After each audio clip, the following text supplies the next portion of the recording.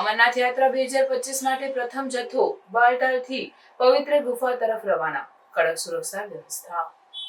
અમરનાથ યાત્રા 2025નો આરંભ આજે બલતાલ અને નુનવાન બેઝ કેમ્પથી થયો છે। પ્રથમ જથ્થો બાલતાલથી પવિત્ર ગુફા તરફ રવાના થયો છે, જેમાં હજારો શ્રદ્ધાળુઓએ ભાગ લીધો છે। યાત્રા માટે કડક સુરક્ષા વ્યવસ્થા ગોઠવવામાં આવી છે, જેથી શ્રદ્ધાળુઓ સુરક્ષિત રીતે યાત્રા કરી શકે। પ્રથમ જથ્થો બાલતાલ બેઝ કેમ્પથી બમ બમ ભોલેના નાદ સાથે રવાના થયો હતો। જિલ્લા પ્રશાસન અને પોલીસ અધિકારીઓએ શ્રદ્ધાળુઓનું સ્વાગત કર્યું અને તેમને યાત્રા માટે શુભકામનાઓ આપી। યાત્રાળુઓને માળા પહેરાવવામાં આવી અને પાવન યાત્રા માટે જરૂરી સુવિધાઓ પૂરી પાડવામાં આવે છે। આ વર્ષે યાત્રા 3 જુલાઈથી શરૂ થઈ છે અને 9 ઓગસ્ટ રક્ષાબંધનના દિવસે પૂર્ણ થશે।